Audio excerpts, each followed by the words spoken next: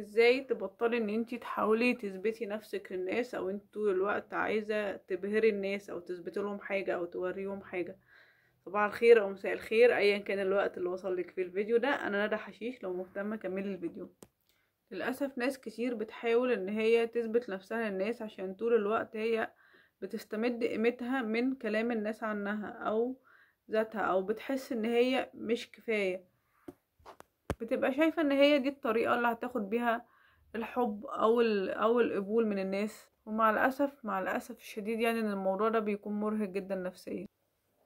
طب ليه بنحاول نثبت للناس؟ عشان هو مع الاسف المجتمع بيحط علينا طول الوقت معايير، سواء في الجمال، الشخصية، شكل معين للنجاح.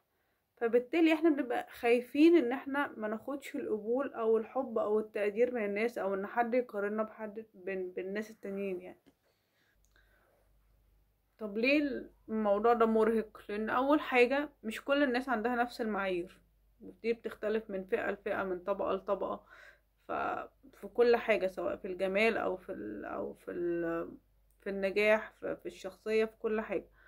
فبالتالي انت مش هتقدري ترضي كل الناس. ولو انت مثلا كل فئة هتقعدي معاها تتلوني تبقي بشكلهم، فده هيخليكي تفقدي جزء من هويتك او من شخصيتك. هتبقي طول الوقت حاسه ان انت تحت ضغط، انت مش مرتاحه، انا مش ده مش انا. غير كده ان المحاولة المستمرة في ان انت بتحاولي تثبتي نفسك للناس هتخليكي طول الوقت ان انت مش مرتاحة، حاسة بتبذلي مجهود مضاعف. انا مش كفاية، انا لازم طول الوقت ابقى بالشكل الفلاني، لازم طول الوقت ابقى ببهر شكل. تمام، يعني خليكي بالشكل الفلاني، بالانبهار بكل حاجة ده لنفسك عشان انت عايزة كده، مش عشان انت عايزة توري حد او عشان انت عايزة تبهري حد. وزي ما قلت لك ده طول الوقت هيخليكي حاسه انت تحت ضغط وتوتر، وان انت ده مش انا بعيش حاجه، ده مش انا، مش لوني، مش شكلي، مش شخصيتي، مش طريقه كلامي، انا ده مش انا. طب ازاي ابطل ان انا اعمل كده؟ اولا خليكي واثقه في نفسك، في قيمتك، يعني اعرفي قيمتك لنفسك.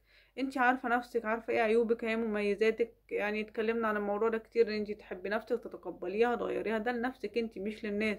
فخليكي عارفه نفسك انت، وعارفه قيمتك ليكي انت. حاولي ان انت تبعدي. انا اتكلمت عن موضوع الوسط والناس اللي حواليكي والبيئه، وبكل الاشكال وبكل الطرق. حاولي ان انت تبعدي عن الناس اللي بتنتقدك دايما، اللي مش بيدعموك كفايه، اللي طول ما انت قاعده معاهم تحسي ان انت مش كفايه. انت لازم تبذلي مجهود، لازم تعملي حاجه عشان تحسي ان انت كفايه، انت مش مقبوله زي ما انت كده. ده ما بقولكيش فاهمه روحي افتحي صدرك على الناس وعامليهم وحش والمفروض يتقبلوكي، لا انت كده وقاحه. انا قصدي انت فاهمه قصدي كويس، يعني لو انت مش محتاجه ان انت تغيري من حاجة هي المفروض ان هي مش كويسة، او مش بتأذي حد عشان تبهري حد، او عشان تتماشي مع شكل معين او مع طبقة معينة او مع عرى معين. غير كده ركزي على الحاجات اللي انت بتحبيها. انت لما تشتغلي على نفسك وتطوري نفسك وتعملي يعني تحسني من نفسك عشانك، ده هيخلي الناس تلقائي تقدرك وتديك الاستحقاق او القيمة اللي انت عاوزاها، من غير ما تضطري ان انت تبذلي مجهود، لان انت بتعملي ده نفسك. انت واخده وضعك، مكانك، هو ده شكلك، هو ده انت، هو انت بتعملي ده عشانك انت. هو ده انا فعلا. هي دي النسخه بتاعتي الاحسن يا جماعه. انا دي مش نسختي عشان ابهركم، دي مش لما هروح البيت هتغير، لا هو ده انا ووضعي في كل الاوقات وفي كل زمان، اللي هو متماشى مع ايا كان الظروف.